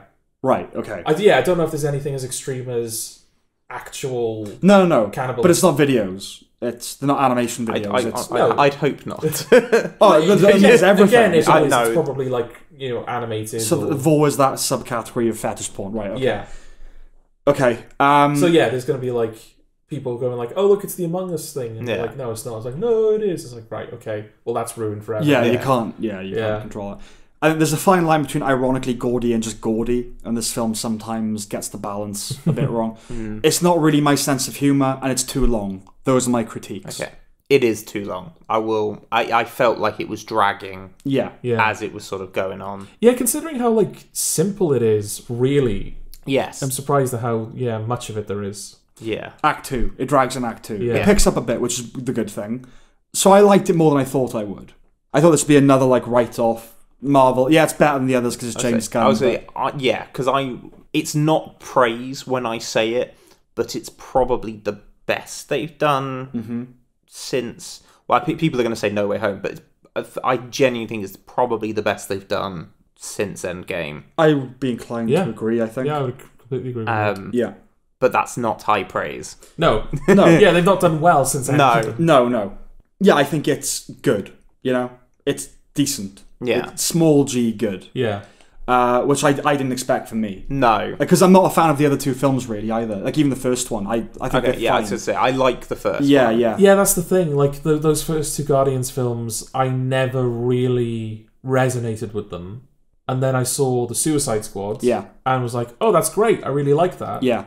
And then I watched Peacemaker and was like, oh, this is fucking dog shit. Yeah. So I was kind of burned after feeling like I'd finally found James Gunn. Yeah. I was burned by Peacemaker, so I really didn't know what was going to happen going into Well, it. The Suicide Squad made me think maybe I should go back and reevaluate Guardians of the Galaxy. Yeah. But no, that's the PG version of Gunn, and it's better when he's not, I think. Yeah, definitely. Yeah. These films, this film in particular, I think is the other ones he's done with Marvel as well. It does feel like those films are fighting themselves. Absolutely. Well, this is the first one he's written by himself. Yeah. Right. He doesn't have a co-writer for this one. Okay. So it's the most James Gunn he's been. Well, it's irreverence is his thing, and how irreverent can you be within the parameters of a 12A, you know? Yeah, I mean, first MCU F-bomb, for what it's worth. Yes. Is that the first one? It's the first one. They made a big deal of the fact that it's the first one, Yeah, and it wasn't said by Sam Jackson. Was it Get in the Fucking Car? Yeah. Yeah. Which, not said by Sam Jackson, which does feel a little bit rude. Especially Secret Invasion is out next week, I think. Yeah. Bad reviews, so I might. But then again, I say I don't have to watch it. We'll probably review it, won't we? I don't want to. No. Oh, fine. All right. Cool with me. Yeah, I was like, oh god, The watch Flash and Secret Invasion. I was like, I don't want to watch these things. I know. I see. I would have just expected you'd have just watched it anyway. Not if it's badly reviewed. No. I mean, we watched Transformers for the next episode, and I have my limits. Yeah, give us some we're not depriving you of the shit. Yeah. We don't want to give you. We are watching shit for your entertainment. Yeah. Okay. The villains. Well, you said Adam Warlock has faced criticism for being bland, right? Which I would agree with. Yeah, apparently. It wasn't what I was expecting. I thought there would be a lot more to that character. Yeah, especially Will Poulter. Yeah. I don't know what an Adam Warlock is, but no, nor do I. There was the prevailing thing I've seen amongst people is the impression I got, reading what people were saying, was that Marvel had kind of broken their promise a little bit with him. Okay. This isn't quite what they were expecting him to be based on some sort of teaser or something. They thought he was going to be a serious powerhouse. They expected him to be a badass. Right? Yeah, and he's kind of just another mishap. Guy. The excitement in the end of the second one, the reaction to the end of the second one in the post-credit scene, where they're working on him. So I think I'll call him Adam. That got yeah, I think it's as far as I know, Adam Warlock is a serious supervillain. Yeah, in the comic books. Not as grand as Thanos. Yeah. But I'm given to understand he's a villain. He's a hardcore villain. And now he's a member of the Guardians of the Galaxy. It's the same as that, you get Shane Black and he turns the Mandarin into that, Trevor Slattery. Yeah. Oh, that really annoyed me. That's the thing, it doesn't bug me because it's the Last Jedi thing of I don't have any special relationship with the material. So I do appreciate someone trying to do something different with it. But I agree it didn't work out. No, I saw that in the cinema as well and I was really? Still... I'd enjoyed the start of things, and then I saw that and went, oh. Yeah. Well, the articles I saw, it said the villains have faced criticism for being bland. So I was really surprised by how much I liked the villain. The high evolution. Yeah, no, okay. I think high evolutionary good. Yeah, the best villain they've had in a long time. Yeah. And I like that they cast a black guy as a racial supremacist. Yeah. Only because if they'd made it a white person, there would have been all these things about the social commentary of it. Yeah. And like, no, it's like it's above that. It transcends like human race. That's the whole point. It's, you know, they kept him a comic book villain, which I really liked. Yeah. I liked Counter Earth. I liked that idea. Oh, all the animals. All the animals. Yeah. I liked that they ended with a 2000s song. Yes. That was a good way of going. We're moving on. Yeah. Which, you know, but a sapient dog, a cyborg pig, and a cockney walrus is cheating. I see what you're doing, and yeah, you won me over, but I knew what you were doing. Yeah. Okay. So, well, I'll just finish my point about the film fighting itself. Yeah, sure. It does kind of feed into all of the animal abuse that's in this film. Yes. Because that's the thing that people mainly talk about. Peter Quill. PETA. Oh, Peter. Oh, okay. All right. Okay, I got that. Yeah. So, yeah, when I say that... Don't bring quills around Jordan. Why? Sonic, innit? Okay. Yeah, so, like, I guess it's just, like, the intensity of those... Of a lot of the stuff. Like, the kind of how hard they push certain jokes, and also how hard they push the emotional beats in this film. Yeah. Like, there were points in the film where the film was clearly wanted me to be sad. Yeah. And if it had maybe, like, eased up on the accelerator a little bit, maybe I would have been sad. Yeah. But it pushes you way too hard. Yeah, I'd hear tell of the harrowing, quote-unquote, stuff involving the lab animals. We were talking about this earlier, Eddie, the Taika Waititi thing, like with Jojo Rabbit. The biggest reason that film annoys me so much is that it's going for that, oh, look at this absurd premise and I'm still going to make you care. Yeah. It's that, like, cocky, you know, like, edgy thing. Now, I respect and I like James Gunn more than Taika Waititi. Yeah. So I'm not, like, as annoyed, but it's the same thing. That's what he was doing, is like, look, they're talking animals and I'm still going to make you fucking cry. Yeah. It was a bit like, oh, just don't. And, like, you know, I'm not above crying at a talking animal. No, absolutely. But, yeah, when it's, like, the ferret woman dies, it's like, oh, that's sad. I knew that... Objectively, it was sad. Given that Rocket has not mentioned them up until now, and there's been no, like, sense that they're out there in the universe or anything like that, I suspected this would happen, but this is a sad moment. Yeah. And then when he just, like, looked back in the cage, and the other two animals were also just dead, and he, like, hadn't noticed. It's like, right, that's, like... Literally overkill. You've ruined it for me now. Yeah, literally overkill. Yeah. Well, it's like when Rocket is screaming in agony at the death of the otter. Yeah. I chuckled. Because I just thought... I chuckled, not because I'm, like, a sadist, but because, like, I knew what he was trying to do. And, like, getting this little Rocket raccoon to, like, scream like a man, like, no!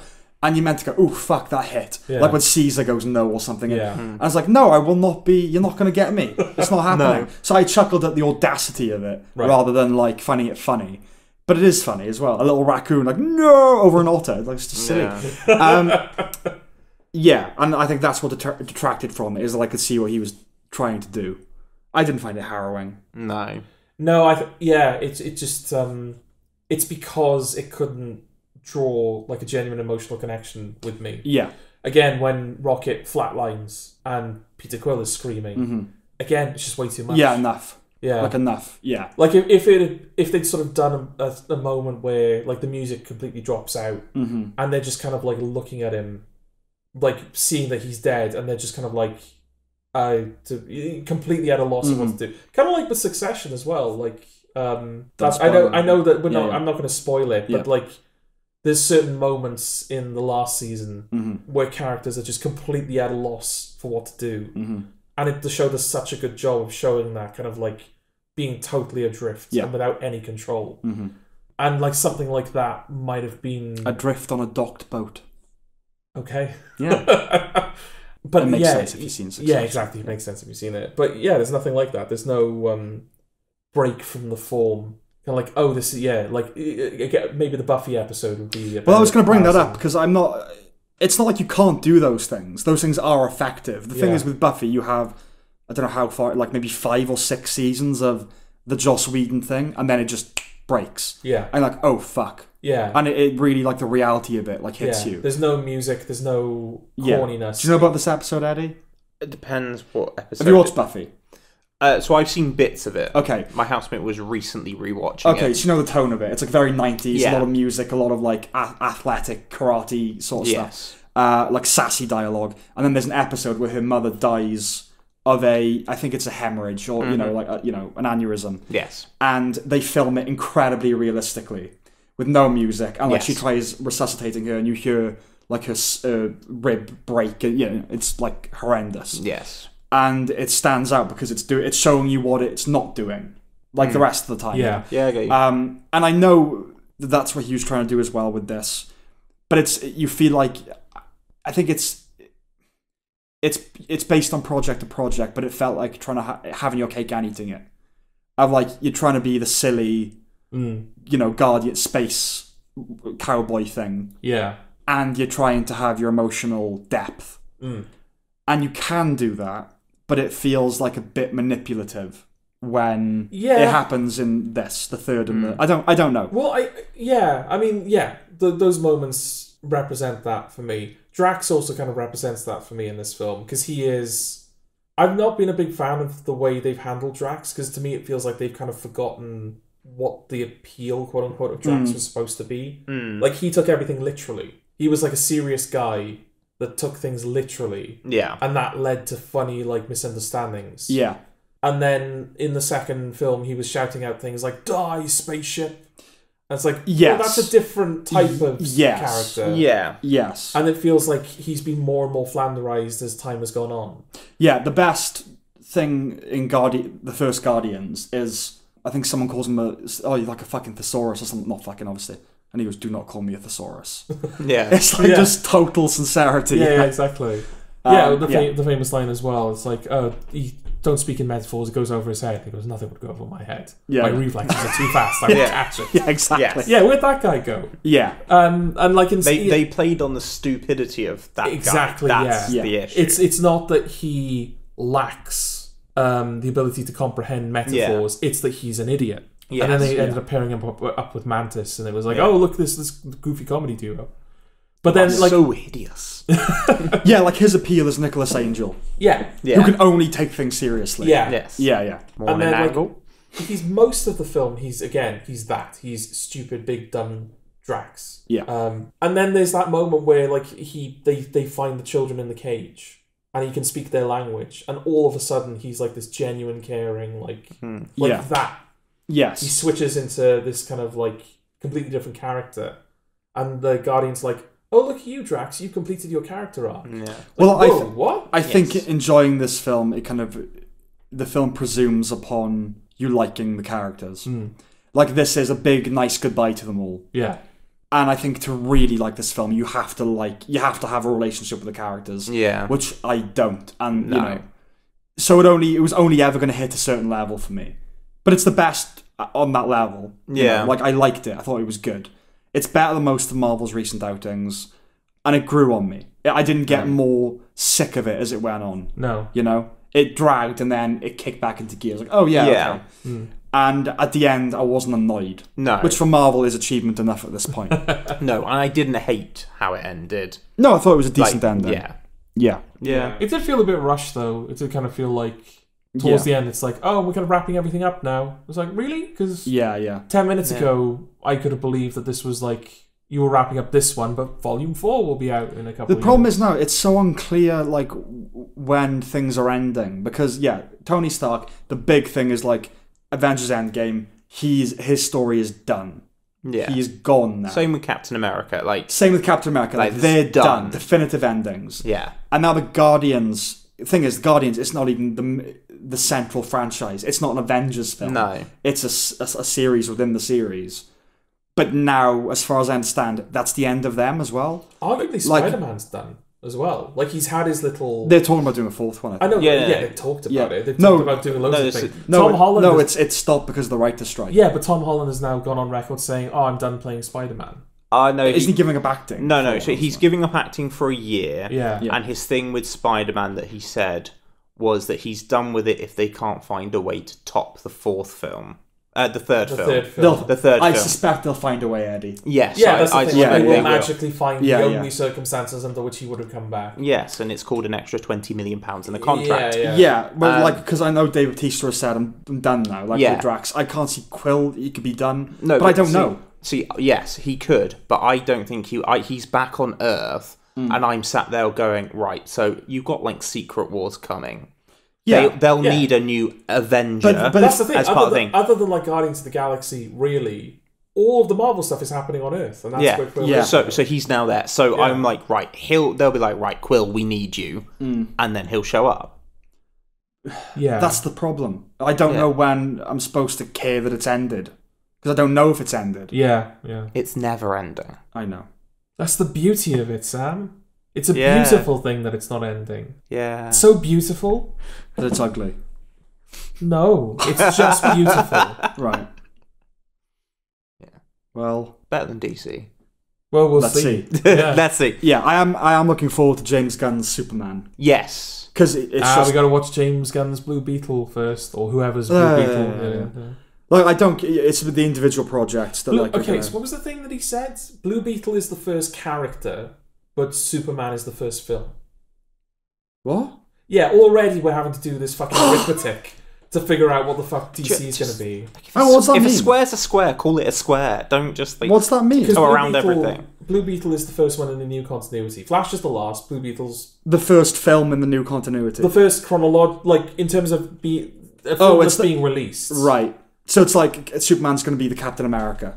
Yeah. In the right. Yeah. That's chronologically it starts first. with the Superman Oh film. fucking hell. Just Blue Beetle's coming out first. There's enough of a problem with. Do we know who's playing Superman? No, well, here's the thing. There was like a list of contenders for him and Lois Lane. Okay. And the two front runners was Rachel Brosnahan for Lois Lane, who I really like. Do you know Rachel Brosnahan? Not by name. She's Mrs. Maisel in Marvelous Mrs. Maisel. Oh, right, okay. Yeah. And she was in House of Cards. She played the hooker that ends up getting like in. Oh, cool. Yeah. Right, yeah. And Nicholas Hoult is front runner to play Superman. Oh, okay. From what I've heard, Yeah. I'm down with that. Yeah. I don't know. It's again just him writing and directing, isn't it? Like that's it. Yeah, Yeah, he's got the whole. So I'm up for that to see what he does with Superman. Yeah. But, we'll see. Yeah. Is that everything? Why not? Yeah. I was gonna say from me. Yeah. Okay. Have you enjoyed? Do you know what? I've loved being back on. I've had a Yeah. great Yeah. time. It's been good. Yeah. A couple of glasses of wine. I can't complain. What about you, listeners? Have you enjoyed Eddie being back on the podcast? Yeah. 'Cause he's not coming back permanently. This is like, this is it. Maybe. No, well, maybe. If it is the last one, this Yeah. is like a good place to. Yeah. Well, it won't be last forever. It's be the last for the foreseeable future. Yes. It's not like we can get you in for a quick No. run off now. You'll be in Manchester. Yes. So, but who knows? Yeah. You'll come back down. Yeah. When you're down, we'll do one. It's not goodbye forever. No. Nothing. It's not. But I don't know. We were just complaining about the lack of resolution with Marvel characters. Shall we just say that this is Eddie's last? Yeah. Eddie's been resolved. Your character arc is now complete. Eddie. Bye, Eddie. And that's as satisfying as they do it in Marvel. On that note, it's not goodbye. It's just. What should I say instead? Fuck off. Fuck off. Yeah. Fuck off. It's not goodbye. It's is that a Peter Serafinowicz thing? Is it? In like his impressions video. It's not goodbye. It's I don't know. I don't know. What Good die. It's something like that. Yeah. Well, I don't want that. No. Okay. Oh no! I know. Yeah, I remember. It's not goodbye. It's great bye. So we'll say that instead. Let's say it together, Jordan. Like we did at the beginning. All right. It's not goodbye. Hang on. What? It's not goodbye. It's great bye. You just told me what it was. Yeah. Sorry. Go on. Fucking hell. Eddie. It's not goodbye. It's great bye.